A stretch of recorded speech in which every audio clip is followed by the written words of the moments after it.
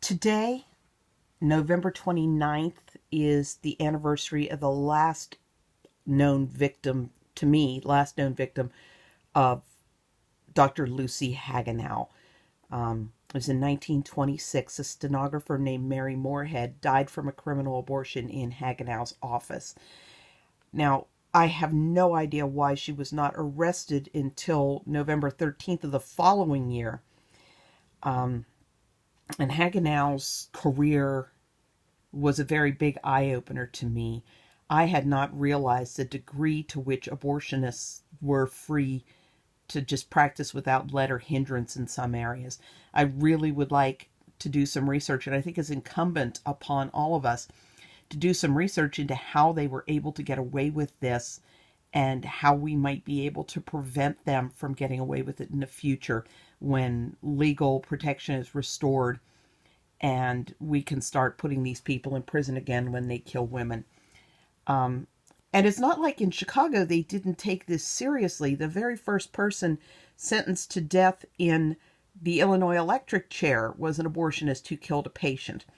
So in some ways they took it very seriously, but also they were able to really get away with stuff. So Hagenow was prolific in the late 18th and early 19th centuries. So she had been born in Germany and came to the U.S. in 1869. And when she was in San Francisco, she used the names Louise and Louisa. And sometime after she switched to Chicago, she started using the name Lucy.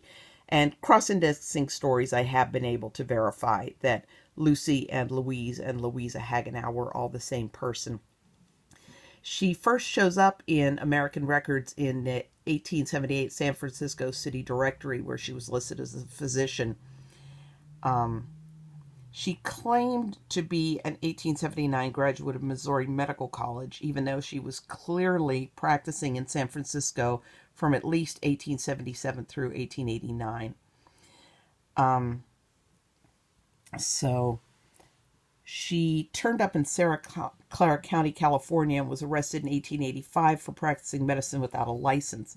Now, the first woman's death attributed to Hagenow was Louise Dirchow in San Francisco in August of 1886. 3 trials kept ending in hung juries. So 4 months after the case was dismissed, she was arrested for the death of Annie Dorries, and later that month for the death of a woman identified as either Abby or Alice or Abia Richards. 2 other people died under suspicious circumstances that month. Emma Depp died at her home after a stay at Hagenow's practice. For some reason, the coroner decided to believe Emma's story that the abortion was self-induced. And it was very, very common for women to cover up for the abortionist who killed them, even when clearly it was done by a doctor. Multiple witnesses say it was done by a doctor. The woman will cover for the doctor, and the explanation is that the abortionist was only trying to help and shouldn't get in trouble for it, which kind of reflects on the abortion itself being so important to people with a certain mindset. Also, even though Hagenow ran a maternity hospital, an elderly man died there, and his stash of valuables and cash was never accounted for. And just here is, let's see if it'll focus, one of Hagenow's ads saying that she was a homeopathic physician.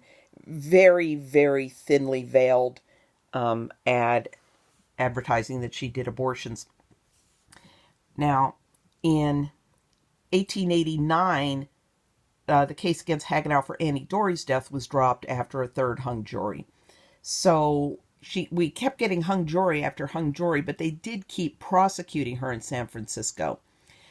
So she relocated to Chicago, which was evidently far more abortion friendly.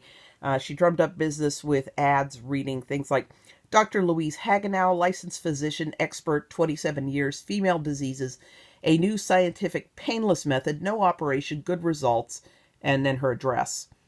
So her ads brought her in a steady business, and she was implicated in the death of Minnie Deering in 1891 and Sophia Kuhn in 1892. And later that same year, she was implicated in the death of Emily Anderson. No prosecution seemed to go forward for any of those 3 deaths.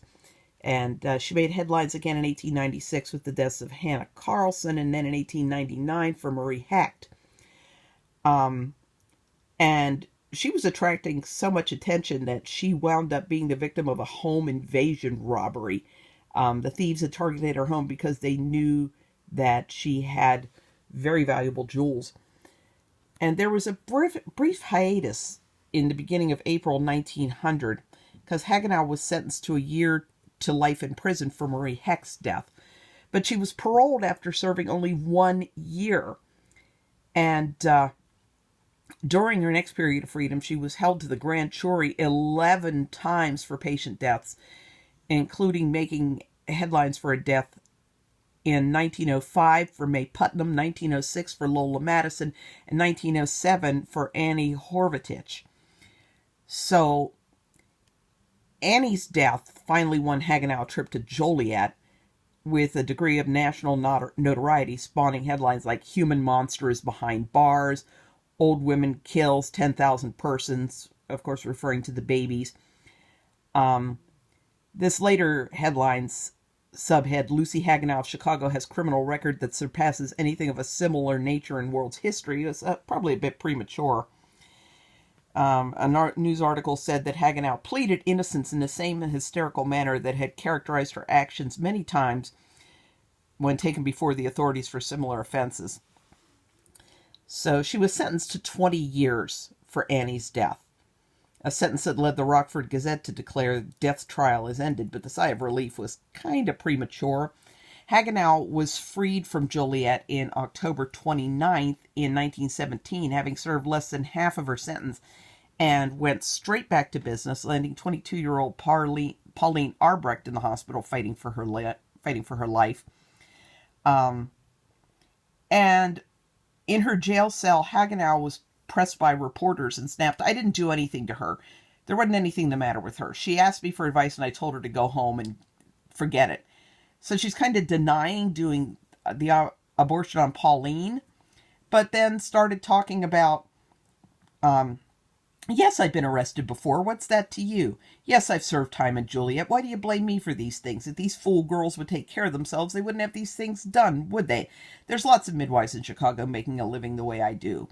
I've been performing operations for 50 years. Since I got out of prison this last time, business is booming. Everybody's doing it." So, but then she said that she didn't hurt Pauline. So, really weird. And Pauline's ring was found in her possession, in Hagenow's possession, which really corroborates Pauline's story that she had paid Hagenow for an abortion. And it looks like Hagenow lay low for a while, but then suddenly in 1925, it's like something snapped and she started making up for lost time.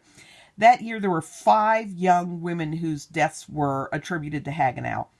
Lottie Lowy, Nina Pierce, Jean Cohen, Bridget Masterson, and Elizabeth Welter. So it was 1926, with the death of Mary Moorhead, that everything seems to have come to a stop. So that's a total of 17 abortion deaths I could positively identify for which Hagenow was implicated.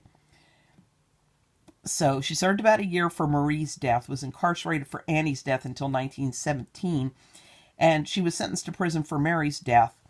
But she appealed to the Illinois Supreme Court, and they ordered a new trial in 1929, and the judge, noting that there was no new evidence, dismissed the case, telling Hagenow, "You better make peace with God, Lucy Hagenow. I do not think your months on earth are many." And then Hagenow, the Associated Press noted, was nearly deaf and, quote, "may not have heard. She muttered something and shambled laboriously from the room." So, as near as I can determine, Hagenow died September 26th of 1933 in Norwood Park, Cook County, Illinois, and her occupation on her death record was given as midwife, which was typically a term used for female obstetricians. So Hagenow might still have been a doctor. And the deaths of Hagenow's patients must have been a common occurrence. An undertaker named W.J. Freckleton was sent by one husband to collect the body of his wife for burial, and he testified that when he complained to Hagenow how difficult it was to get the body down the narrow staircase, Hagenow replied that her usual undertaker never had any trouble getting the bodies out. So as we're looking toward restoring legal protection to the unborn and starting to hold abortionists more accountable when they kill women, we really need to look at what was going on in Chicago and how Hagenow was able to just leave such a trail of bodies behind her. We're never going to stop this as long as we depend on abortion rights activists, because they keep bringing women to these quacks. And, you know, as you've seen in other videos, that there doesn't seem to be any particular fussiness. You know, clinics were referring to Kermit Gosnell, National Abortion Federation member, had him working in his clinic. There's something, once you become enthralled to abortion, there's something that just starts to create this indifference to the circumstances under which these people are practicing. We've really got to do some research, figure out what was going on here, and make sure that it doesn't happen again.